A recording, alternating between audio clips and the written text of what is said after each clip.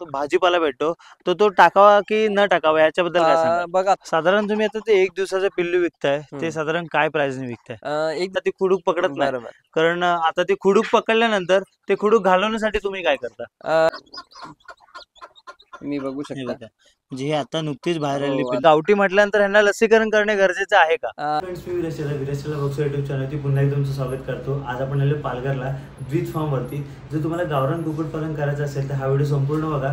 तुम्हाला गावरान कुक्कुटपालन कसं करावे ह्याची संपूर्ण माहिती या व्हिडिओमध्ये आहे. जर असेच फार्मिंग करायचे या कुक्कुटपालनची व्हिडिओ बघण्यासाठी आपल्या चॅनल लगेच सबस्क्राईब करा आणि व्हिडिओ कसा वाटतो हे नक्की आपल्याला कमेंट करून कळवा. नमस्कार. नमस्कार सर. तुमचं नाव कसं? माझं नाव उमेश पाटील.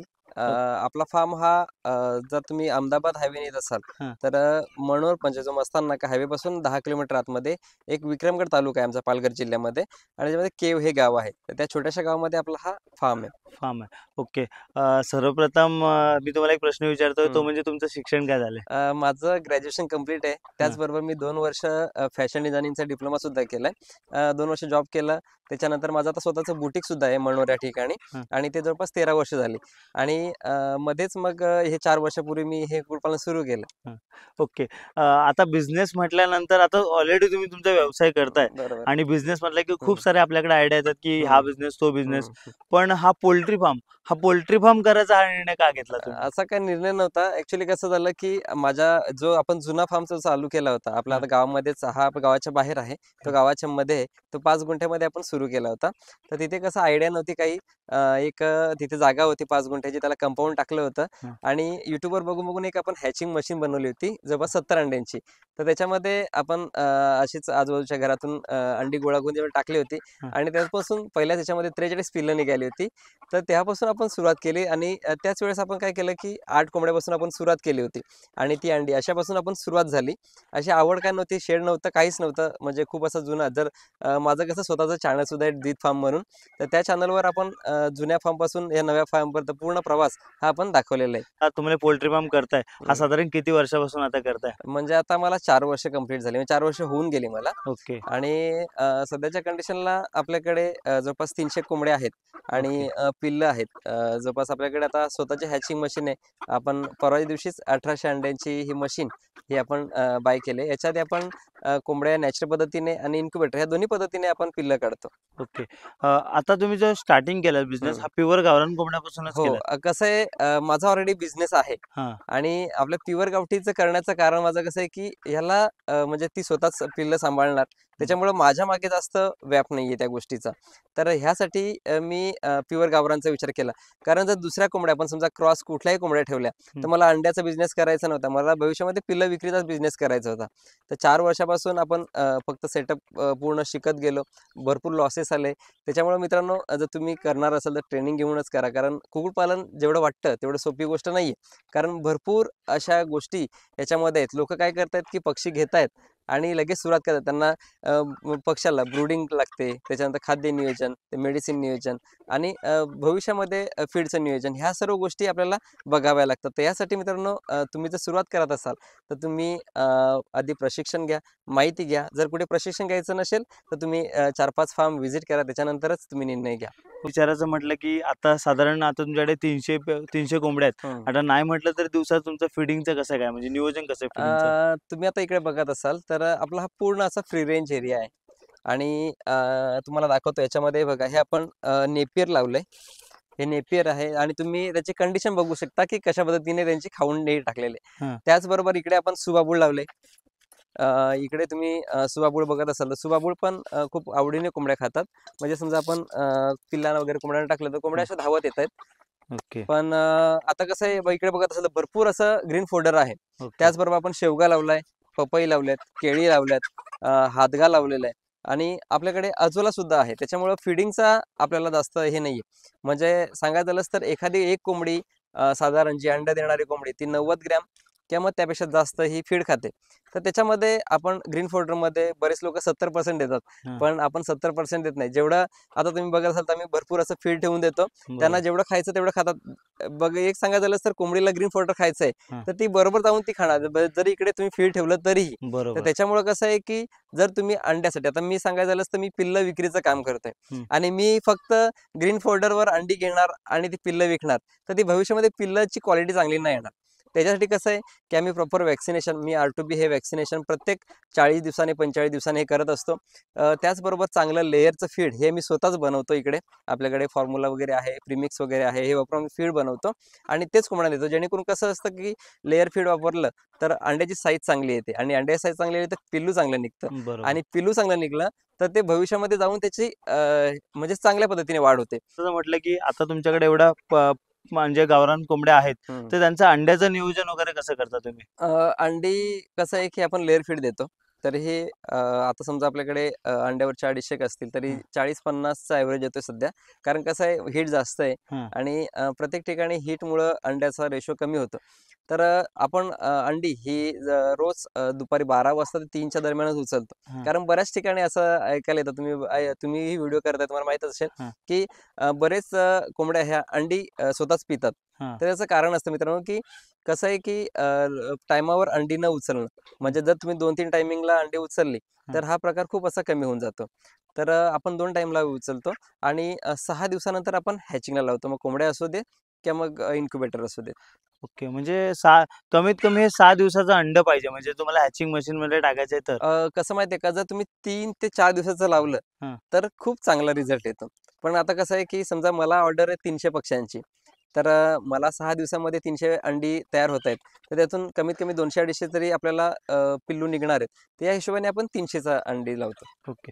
मग तुम्ही ह्यांचं अंड जे घालताय त्याचं नियोजन कसं केलं? म्हणजे त्यांच्यासाठी काय व्यवस्था केली तुम्ही? त्यांच्यासाठी आपण तुम्हाला मी शेडमध्ये दाखवतो की कशा पद्धतीने आपण नियोजन केलंय ते. ठीक आहे.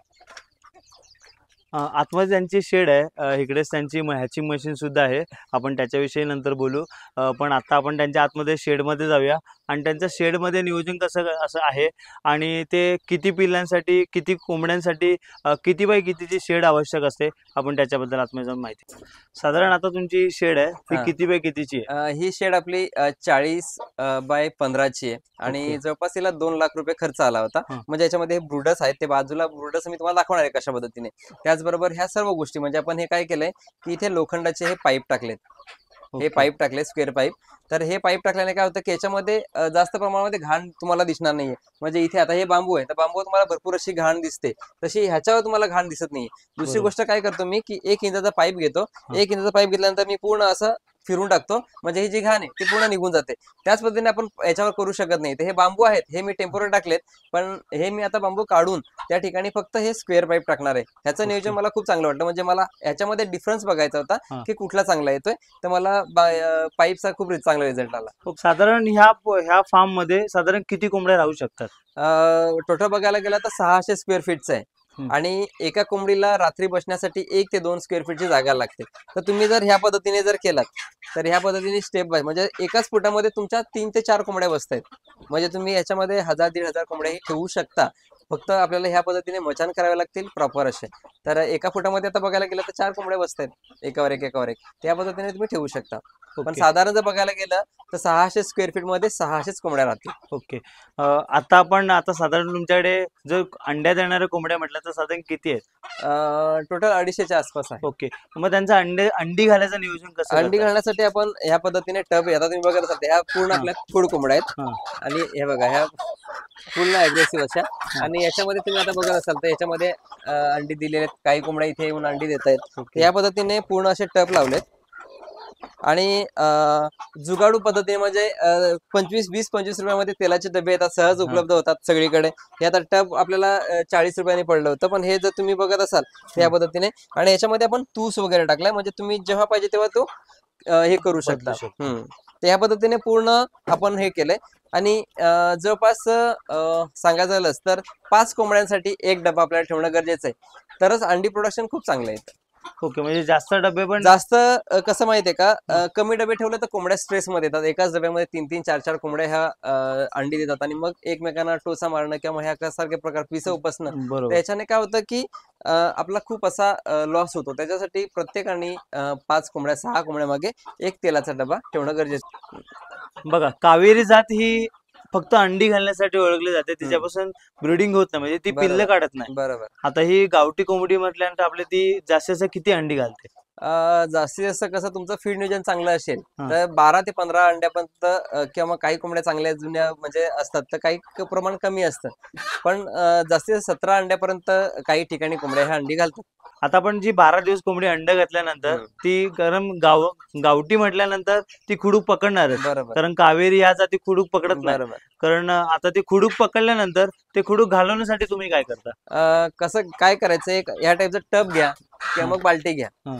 आता ऍक्च्युली कसं युट्यूबला अॅनिमल हॅरॅसमेंट म्हणून आले, मी तुम्हाला दाखवत नाहीये, नाहीतर तुमच्या चॅनलला प्रॉब्लेम येऊ शकतो, हा. कारण मला ते फेस झालंय म्हणून. ओके. तर कसं आहे की कोंबडी घ्यायची, हा. कोंबडीचं फक्त डोकं हा. हे आपण बुडवायचं नाहीये, बाकी पूर्ण कोंबडी ओली करायची हा. आणि दुपारच्या वेळेसच करायची, म्हणजे 12 ते 4च्या दरम्यान करायचं, जेणेकरून काय की कोंबडीला पूर्ण थंडी लागली पाहिजे, पण बरोबर ती लगेच कव्हर पण झाली पाहिजे, सुकली पाहिजे. बरोबर नाहीतर तुम्ही सकाळी पहाटे पहाटे उठल्या लगेच डब्यातून काढली आणि हे केलं तर तसं नाही करायचं आपल्याला. बरोबर. दुपारच्या वेळेस करायचं. दुपारच्या वेळेस केल्याने काय की तिला असं 2-3 वेळा केलं तर हा. तिचा जो छातीचा भाग असतो तिकडे हीट असते, तर ती हा. हीट थंडावं करण्याचं आपण एक काम करतो. दुसरी गोष्ट आपण काय करायची की एखादा रूम तयार करायचा, हा. एखादा ब्रुडर तयार करायचा. त्याच्यामध्ये जेव्हा ज्या कोंबड्या तुमच्या पुढे असतील हा. त्या 5 कोंबड्या मागे कोंबडी मागे एक कोंबडा आपल्याला सोडायचा त्याच्यामध्ये. हा. तर जर कोंबडा क्रॉस झाला तर लवकर ती खुडकण सोडते. ओके. दुसरी गोष्ट सांगायचं झालीस तर नाकामध्ये पीस घालतात. नाकामध्ये पीस घातल्याने काय होतं की कोंबडी चंचल होते. ती 17ला ती नाकाला पाय मारणार, मग तिचं लक्ष हे खुडकावर राहत नाही आणि त्याच्यामुळे ती खुडपणा सोडण्याचा प्रयत्न करते. साधारण आता तुमचा हे जे गावरान कोंबड्या आहेत त्या साधारण तुम्ही किती वेळ आतमध्ये ठेवता? कसं आहे, आपण संध्याकाळी 7 वाजता सोडतो. आता थंडी आहे तर थंडीमध्ये काय करायचं हा. की सोडण्याच्या आधी पूर्ण तुम्हाला ही भांडी पाण्याची दिसत आहेत, हा. तर ह्या पाण्याच्या भांड्यामध्ये आपल्याला कोमट पाणी म्हणजे हलकं गरम पाणी करून द्यायचं, कारण हा. सर्दी हा खूप हानिकारक असा म्हणजे याच्यामध्ये रोग आहे. तर सर्दी हा येऊ नये, कारण ऑलरेडी रात्रभर कोंबड्या ह्या थंडीमध्येच असतात आणि तुम्ही काय करता की रात्री बऱ्याच ठिकाणी फ्री रेंजमध्ये लोक फार्मिंग करतात हा. आणि अशा वेळेस काय होतं की बाहेरची भांडीमध्ये पाणी तसंच राहतं बरोबर. आणि ते राहिल्याने काय होतं की रात्रभर थंडी असते, पाणी चिड होतं, थंड होतं. आता आपणच जर थंडीमध्ये जर सकाळी सकाळी बर्फाचं पाणी पिणार आहे तर नाही पिऊ शकत. तर त्याच बरोबर. पद्धतीने आपल्याला कोंबड्यांना सुद्धा द्यायचं नाहीये. तर कोंबड्यांना दिलं तर सर्दी हा प्रकार होतो. तर यासाठी तुम्ही काय करा की पाण्याची भांडी असते ती रात्री पाणी पूर्ण हे करून टाका. कोंबड्या सोडायच्या आधी आपल्याला गरम पाणी करायचंय.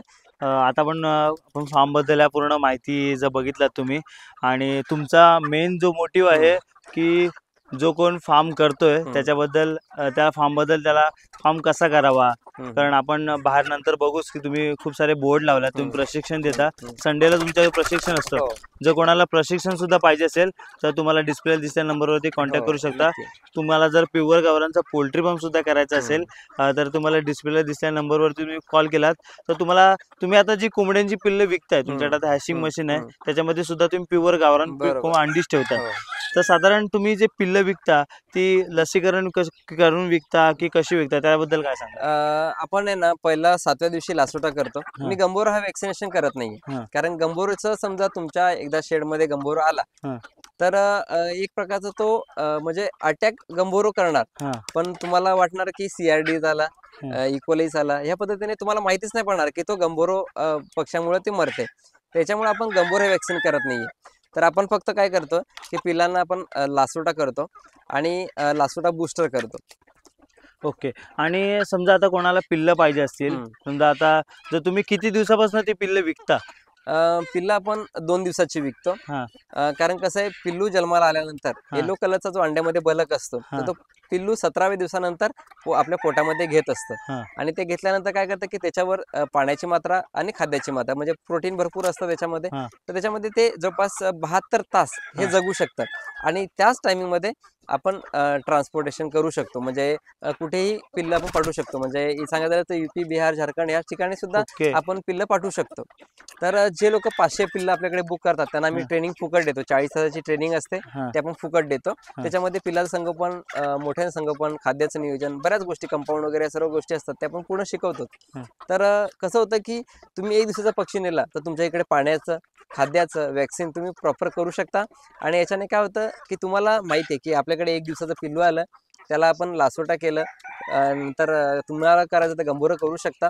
त्याच्यानंतर लासोटा बूस्टर करा, गंभोरं बूस्टर करा, फाऊल पॉक्स करा, तुम्हाला जे वॅक्सिनेशन करायचे असेल ते तुम्ही करू शकता. आता होतंय काय की सांगायचं झालं तर मी 1 महिन्याचा पक्षी देतोय, पण मी वॅक्सिन केलंय का नाही तुम्हाला थोडंच माहिती आहे, कारण स्कॅन करू शकत नाही त्या गोष्टी. बरोबर. तर ह्यासाठी मित्रांनो जर तुम्ही सुरुवात करत असाल तर तुम्ही 1 दिवसाच्या पक्षापासूनच सुरुवात करा. खूप चांगलं नियोजन तुम्हाला करता येऊ शकतं. ओके.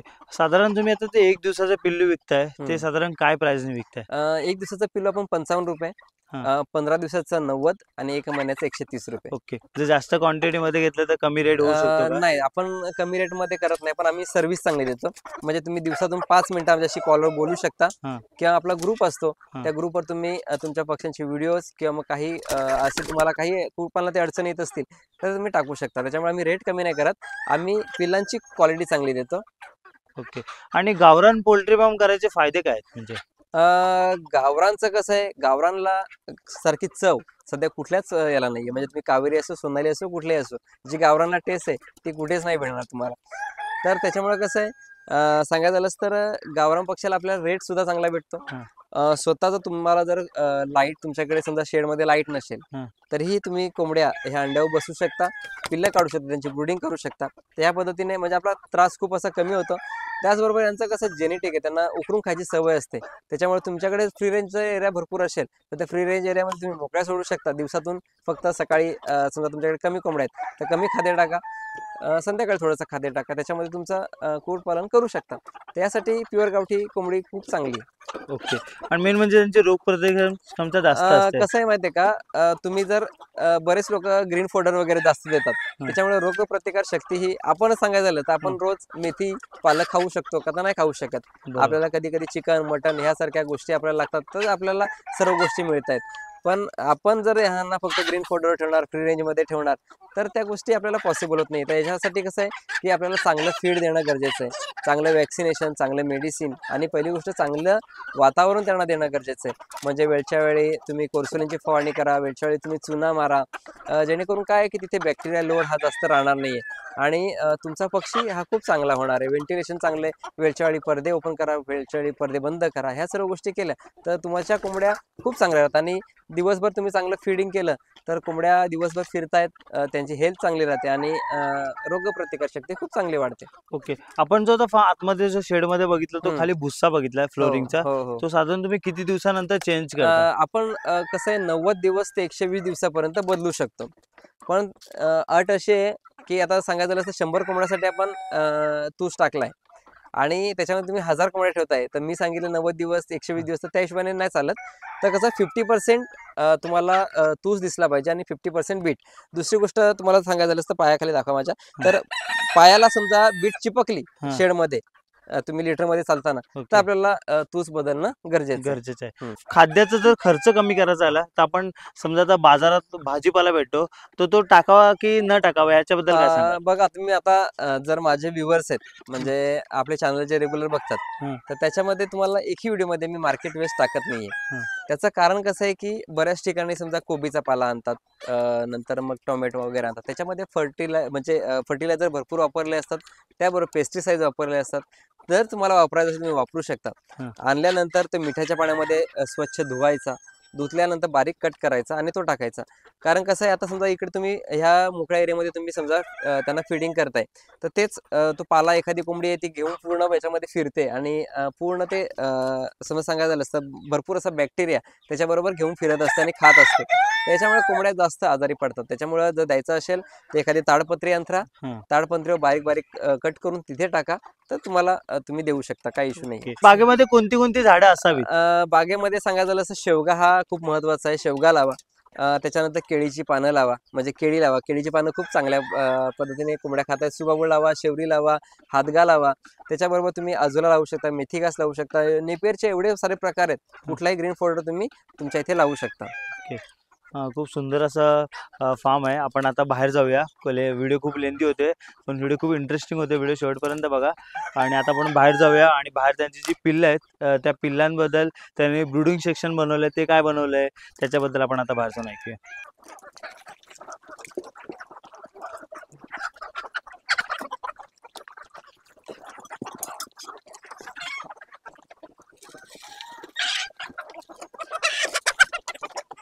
आता मी बघितलं की मी खूप ठिकाणी बघितलं की ते जेव्हा फिडिंग करतात तेव्हा ते बाहेर फेकून देतात असं, पण मी तुमच्याकडे बघितलं तर तुम्ही त्या खाद्याच्या भांड्यामध्येच टाकताय, तर त्याच्याबद्दल काय सांगाल? कसं आहे सांगायचं झालं तर आता आपण फिडिंग खाली टाकतो आणि याच्यामध्येच कोंबड्या बीट करतात. भरपूर ठिकाणात बघत असाल तर खाल्ल्यानंतर कोंबडी तिथेच बीट करणार. तर मग इथे भरपूर असा बॅक्टेरिया हा तयार होत असतो आणि त्याच्यावरच तुम्ही जर फीड टाकलं तर काय होतं की कोंबडीचे बीट आणि फीड हे मिक्स मध्ये पोटात जातात. जर घाण पोटामध्ये गेली तर कोंबडी 100% तुमची आजारी पडणार. तर यासाठी खाद्याची भांडीच तुम्ही वापरा. तुम्हाला 100 कोंबड्यांमागे 3 खाद्याची भांडी लागतात, 3 पाण्याची भांडी लागतात. त्या हिशोबाने तुम्ही नियोजन करून तुमच्या कुक्कुटपालनात येणारे जे रोग आहेत ते तुम्ही दूर ठेवू शकता. तुमचा साधारण हा तुमचा जो लँड आहे किती एकर मध्ये आहे? एकर नाहीये, हा आपला 23 गुंठ्यामध्ये आहे. ओके. आणि पूर्ण आपण कंपाऊंड केले. तुम्हाला कंपाऊंड कसं आहे, बऱ्याच लोकांचा असा प्रश्न असतो की चांगलं कंपाऊंड पाहिजे का? तर कसं आहे की कंपाऊंड जर चांगलं करत नसाल तर मुंगूस येणार, मांजर येणार, घुस तर कशी येऊ शकते, पण समजा कुत्रे वगैरे आले तर भरपूर आपला लॉस होऊ शकतो. तर यासाठी मित्रांनो तुम्ही 1 वर्ष लेट कुक्कुटपालन करा, पण तुम्ही कंपाऊंड चांगलं करा, शेड चांगलं करा, तरच तुम्ही कुक्कुटपालनास सुरुवात करा. ओके, म्हणजे ओपन रेंज मध्ये करायचं तर ओपन रेंज मध्ये बऱ्याच लोकांचं असं असतं की काय होतं की लोकांना वाटतं की लो बजेट मध्ये सर्व गोष्टी झाल्या पाहिजेत, पण जेव्हा तुम्ही फार्मिंग करता तेव्हा तुम्हाला बऱ्याच अडचणी येतात. कारण कसं आहे, सगळेच लोक अडचणी दाखवत नाहीत, फक्त चांगलं चांगलं ते दाखवतात लो कॉस्ट मध्ये. पण जे लो कॉस्ट करतात त्यांना एवढ्या अडचणी येतात की त्या लोक कोणी फेस नाही करत. सांगायचं झालं तर आता समजा आपण 7 फुटी कंपाऊंड मारले, 7 फुटाच्या वर काही लोकांच्या कोंबड्या जातात, अजून माझ्या गेल्या नाहीत. तर हे जर तुम्ही समजा ग्रीनेट मारून केलं, त्याच्यामधून मुंगूस आला किंवा मग तुमचा एखादा कुत्रा आला तर भरपूर असं नुकसान करू शकतो. तुम्ही त्यावेळेस फार्म मध्ये असला तर ठीक, नसला तर मग तुम्ही काय करणार आहेत? तर यासाठी आपण चांगलं कंपाऊंड केलंय. आता आपल्याला काय करायचं माहितीये का, आपल्याला 1 इंचाचीच गाळा वापरायचा आहे. जाळी वापरणं 1 इंच, म्हणजे शेड चांगला करा. कारण कसं आहे, कोंबड्या दिवसभर तुमच्या फिरतायत, त्या सेफ्टीसाठी म्हणून समजा घार आली तर ते लपू शकतायत. पण रात्रीच्या वेळेस एखादा मुंगूस जर तुमच्या ह्याच्यात घुसला तर जेवढा तुमच्या 1000 कोंबड्या असतील, 1000 कोंबड्या तो मारून टाकणार आहे. तर यासाठी रात्रीचा शेड हा खूप चांगला पाहिजे. आता आपण तुमच्या फार्मवरती बघतो तिकडे द्वित फार्म म्हणजे पूर्ण माहिती दिली की कोंबड्या अंडी कमी देण्याचे कारण, किंवा इकडे जर बघितलं तर पूर्ण सगळीकडे पोस्टर आहेत. त्या पोस्टरबद्दल आपण त्यांच्याकडनंच माहिती ऐकून घेऊया की ते काय सांगतात. हे पोस्टर लावण्याचं कारण कसं आहे की बरेच लोक व्हिजिटिंगला येतात आणि मग ते प्रश्न विचारत असतात, तर ते प्रश्नाची उत्तरच आपण तिकडे डायरेक्ट केलेले. म्हणजे बऱ्याच ठिकाणी अंडीच कमी देण्याचा प्रॉब्लेम होत असतो.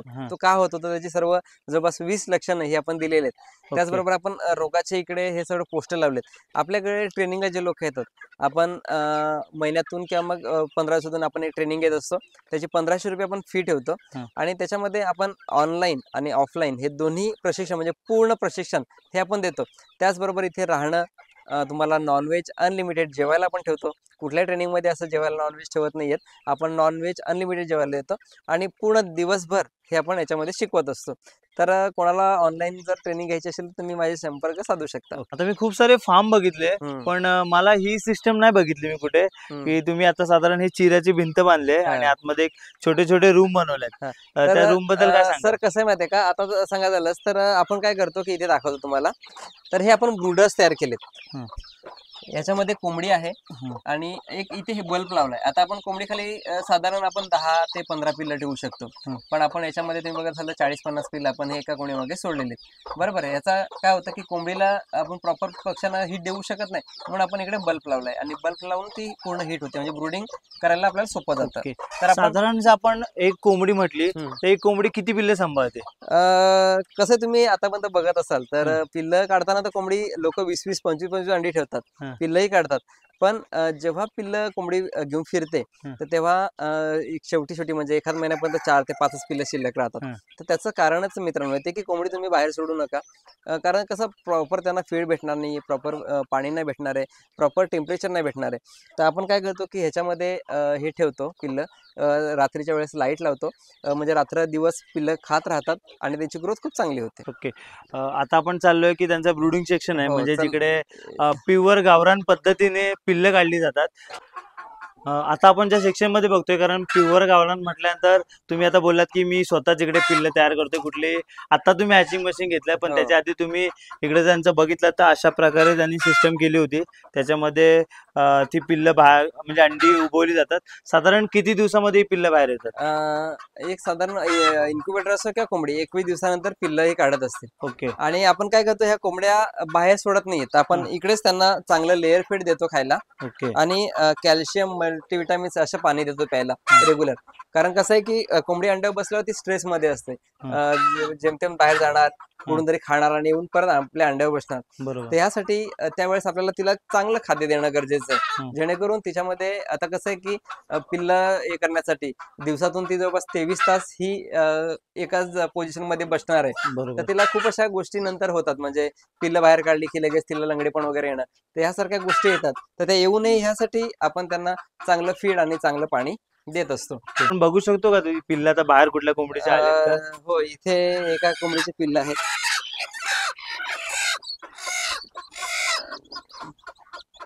मी बघू हे शकता. बघा. म्हणजे हे आता नुकतीच बाहेर आलेली हो, पिल्लं आहेत. आताच जन्माला आले. पण एक कोंबडीचं किती अंडी ठेवायचं प्रमाण असतं, म्हणजे किती साधारण अंडी साधारण तुम्ही मोठी कोंबडी असेल तर जास्तीत जास्त 15 हा. किंवा मग त्यापेक्षा कमी ठेवली तर खूप चांगला असा रिझल्ट येतो. की समजा मी एकाच वेळेस 5-5, 10-10 कोंबड्या बसवतो. 10-10 बसवल्या की त्या पूर्ण त्याचे पिल्लं कलेक्ट करतो आणि एकाच कोंबडी खाली बल्ब लावून देऊन टाकतो, म्हणजे आपल्या 10 कोंबड्या आहेत त्या परत अंडे द्यायला मोकळ्या होतात. पण साधारण तुम्ही जर पिल्ल्यापासून सुरुवात केली तर जेव्हा कोंबडी पहिलं अंड, जर तुमच्या फार्म मध्ये पहिलं अंड एखाद्या कोंबडीने दिलं तर त्या कोंबडी दिल्यानंतर त्या दिवसापासून पुढचे 18 महिने तुम्ही हे सांभाळू शकता. आणि कोंबडा जो आहे तो कोंबडा 6 महिन्यानंतर क्रॉसिंग करायला सुरुवात होतो. क्रॉसिंग करायला सुरुवात झाली की पुढचे 6 महिने ठेवायचे, म्हणजे एका वर्षानंतर कोंबडा हा आपल्या फार्म मधून बाहेर काढून बाहेर टाकायचा. काढून. आता आपण गावठी म्हटलं की गावठी म्हटल्यानंतर ह्यांना लसीकरण करणे गरजेचं आहे का? कसं आहे, बऱ्याच लोकांचं, मला आता माझं स्वतःचं चॅनल असल्यामुळे मला भरपूर असे कॉल येतात की गावरान आहे, ती उकिरड्यावरची कोंबडी आहे, तिला उकिरड्यासारखं चांगलं फीड द्यायची काय गरज आहे, तुम्ही चांगलं चांगलं फीड देताय, काय गरज आहे, लसीकरण करण्याची काय गरज आहे. ती तर कोंबडी गावरान आहे, प्युअर गावठी आहे, तिला गरजच नाही. पण मित्रांनो कसं आहे, आपल्या घरामध्ये विशिष्ट जागेवर कोंबडी वरती बसायची, सकाळी आपली घरची मंडळी ते पूर्ण साफ करून घ्यायची. तर त्याच पद्धतीने आपण 1000 कोंबड्या ठेवताय तर रोज तुम्हाला साफ करणं शक्य नाही, त्यासाठी आपण लिटर पद्धत वापरतो. तर त्याच पद्धतीने कसं आहे की गावाकडची कोंबडी ती व्यवस्थित ठिकाणी बसायची, तिला कधी कधी चुकून असे रोग यायचे, म्हणजे एखाद्या गावात साथ आली तर ते पूर्णच्या पूर्ण लॉट जायचा. पण आपण जास्त कोंबड्या ठेवतो त्याच्यामुळे कसं की जास्त बीट पडणार, त्याच्यातून अमोनिया गॅस जास्त तयार होणार आणि त्या गॅसपासून भरपूर असे आजार ही कोंबड्यांना होत असतात. तर ह्यासाठी आपण पहिल्या दिवशी एक तर मॅरेक्स करायलाच पाहिजे, पण जर जास्त पिलं निघत असेल तर मॅरेक्स करू शकता, बाकी तुम्ही घरच्या घरी नाही करू शकत. 7व्या दिवशी लासोटा, 14व्या दिवशी बूस्टर गंबोरोचा करायचा आहे. त्याच्यानंतर आपल्याला लासोटा 21व्या दिवशी बूस्टर करायचं आहे आणि 28व्या दिवशी गंबोरो बूस्टर करायचं आहे. ॲक्च्युली 7व्या दिवशी गंबोरो फक्त करायचा असतो, मी चुकून बूस्टर बोललो. त्याच्यानंतर 35व्या दिवशी फाऊल फॉक्स म्हणजे देवी रोगामुळे भरपूर असे पक्षी मरतात, तर ते देवी करू शकता तुम्ही. 35 ते 42 दिवसापर्यंत देवी फाऊल फॉक्स करू शकता. त्याच्यानंतर अर्धा किलोच्या वर म्हणजे 600 ग्रॅमच्या आसपास आम्ही R2B हे वॅक्सिन करतो आणि प्रत्येक 30 दिवसाने किंवा मग जास्तीत जास्त 45 दिवसापर्यंत आपण हे R2B वॅक्सिनेशन करत असतो. ठीक आहे, खूप सुंदर रीतीने आपल्याला ह्या फार्मबद्दल त्यांनी माहिती सांगितली. सर्वप्रथम त्यांचा धन्यवाद. खूप आपल्या व्ह्यूवर्स बरोबर सगळ्यांपर्यंत ही माहिती पोहोचली आहे. जर तुम्हाला अजून जर अधिक माहिती पाहिजे असेल तर डिस्प्ले नंबरला कॉन्टॅक्ट करा. तुम्ही जर इकडे ट्रेनिंगसाठी आलात तर तुम्हाला इकडे राहण्याची, खाण्याची सगळी सोय केली जाईल. जर जास्त लांबून येत असाल तर तुम्हाला इकडे येऊन राहू शकता. दिवसभराचं ट्रेनिंग घेऊन तुम्ही दुसऱ्याशी जाऊ शकता. सो अशा प्रकारे या फार्मवरती फॅसिलिटीज आहेत. सो आजचा हा व्हिडिओ तुम्हाला कसा वाटला हे नक्की आपल्याला कमेंट करून कळवा आणि विराज चला बघतो यूट्यूब चॅनल जर तुम्ही नवीन असाल तर आपल्या चॅनलला लगेच सबस्क्राईब करा.